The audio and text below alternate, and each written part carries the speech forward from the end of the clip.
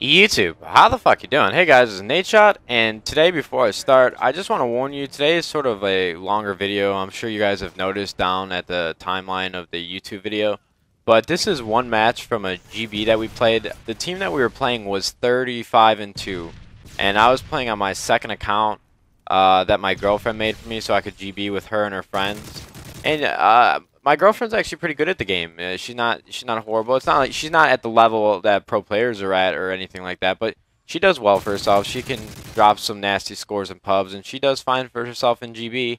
And she has a few friends that she plays with, so we were just GBing hard. This was like 2 in the morning, and somehow, for ungodly reasons that I cannot explain, we got matched up against a. They were like ranked 30th on the ladder, and they were 35-2. So I'm thinking here, man, I'm playing with a bunch of people that really aren't the best players at the game, and these guys, that's all they do is play SnD. I thought we were gonna get whomped, but you're gonna see here in this gameplay that I don't know what happened. I don't know if it was my pro gaming instincts or something, but something came over me, and I just took over this game.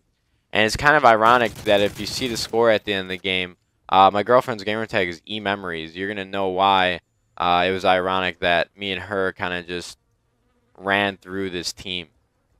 But you're only going to see gameplay of me. Whenever I die, I'm going to fast forward. And I really hope that you guys stick around for this entire video because I really think it's something that you would enjoy watching. I know it's my gameplay, but even I enjoyed watching this gameplay over again when I was recording it from theater. And the reason why I love this gameplay so much is it's because it's SnD. You know, Search and Destroy has and will always be my favorite game type for competitive gaming and pubs for that matter. You know, it's something that I enjoy doing. I really think it takes the most thought and the most planning out of any game type there is on Call of Duty. I think this is kind of the only game type where you actually need to think about the things what you do. Now, some people may argue that and say in CTF you need to think about spawn trapping, where you are positioned on the map. But this is just pure you against the enemy. Whoever outsmarts the other one will win. And I really like that aspect of Search and Destroy just because it takes raw thinking power and a little bit of gun skill and you'll get the W. I mean, you'll see players like Nex from Obey, who might not be the best capture the flag player. He might not be one of the best killers or slayers or whatever you want to call them in Call of Duty. But if you go and look at how he plays Search and Destroy and the numbers that he puts up against pro teams and top teams, it's absolutely absurd. And I think a lot of pro teams this year are going to be overlooking the fact that there are going to be more SnDs and capture the flags in the series that they play at MLG events or tournament matches. For anyone that doesn't know, the Major League Gaming rule sets have changed from last year. Last year there was domination, capture the flag, and Search and Destroy, and those would be played out evenly in a best-of-5 series. But now, if you take a look at MLG rule sets, you go and see that the series are now 3 Search and Destroys and 2 CTFs, and whoever wins 3 maps first wins. And a perfect example is we played OpTic Gaming in a best-of-5 tournament match. It was the TSL tourney, and we played OpTic Gaming in the winners bracket semifinals, and we won both of our CTFs. And going into this match, we thought we were one of the best Search and Destroy teams, but we were quickly put back into our place, and we lost 3 Search and Destroys, and that cost us the match because we could not win a Search and Destroy. And that's why I think a lot of teams that are forming teams and finding the right 4 players and doing the best they can to make a successful team are overlooking the fact that there's going to be 3 Search and Destroys in a best-of-5 series. You need to plan for that. You need to make sure you have the right teammates that know what to do in every situation in Search and Destroy, that know what to do in clutch situations, that know how to clutch, that know the thinking process behind Search and Destroy, and to just have a general feel for the game. I mean, a perfect example is Assassin. He gloats about one of the things that I do very well too, and I'm not sure if any of you guys have ever had this sensation occur or just a feeling that you know that this is going to work out for you. But say you're in a 1v2 or 3 situation in Search and Destroy, and there's about, I don't know, a minute and 30 seconds left, and the time is ticking down, and you're up against these 3 players, and you're on defense, and for some reason you just get this feeling, and you know that they're planting the bomb, and you'll be across the map and throw a god nade and get that person off the bomb site when they were planning. I know that has happened to me many a times, and that's why I credit myself to being such a good Search and Destroy player, because I can, you know, take these situations and kind of predict what the other team is thinking and what they're trying to do to beat me, and I can do the counterpart and beat them to it. You know, I try to stay a couple of steps ahead of the enemy, and that's how you win Search and Destroy. Also, what people overlook is coordinating pushes with your teammates. A lot of people think that, you know, you have to break apart and go beast mode, boss status, and drop 4 kills in a round by yourself. And no, you could come up with a solid strategy for capture the flag. I'm sorry, Search and Destroy, where you push 4 people in one area and just overload the one person watching that bomb site, and you can get an easy offensive round. Also, you know, it takes a great mind to coordinate for his team and what you want to see your team do and what you think they should be thinking during a Search and Destroy match. You might play 3 straight rounds of where the team is pushing A, and this entire time that you have like 2 watching A, you have 1 watching middle, and 1 watching B. You know, take that chance. Send 4 people A. Send 4 people to watch that bomb site, and if it doesn't work out, it doesn't. But, you know, the other team's not going to expect anything.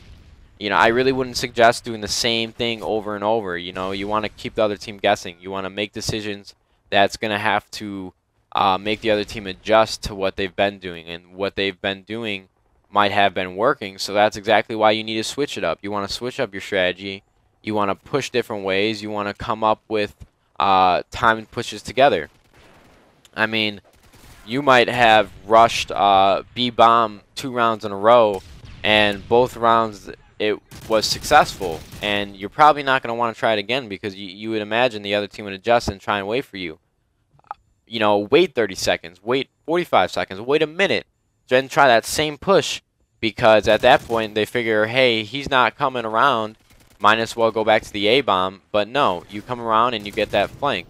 There's just so many different things that go into thinking and the thought process in Search and Destroy, and that's why I just enjoy the game type in general. Now, also in recent news, this actually just happened last night. We have decided to release Fears from OpTic Nation. He is no longer a part of our competitive team.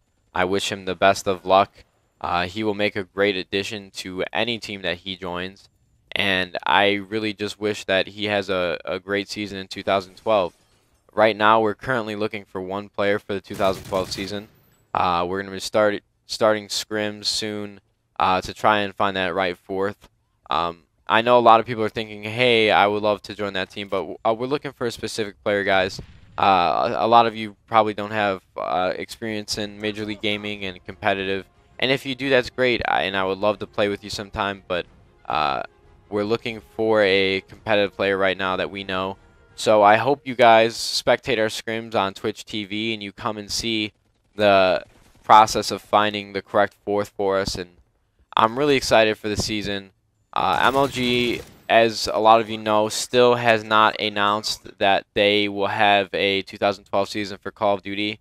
We are waiting for the announcement from Major League Gaming, which is coming sometime tomorrow, and that's just going to basically decide the fate of our community for 2012. And it's very upsetting, because I'm not sure a lot of people know that Infinity Ward is the reason why our hopes and dreams for the 2012 season are still up in the air. We have contacted 402 and Infinity Ward for 3 years straight.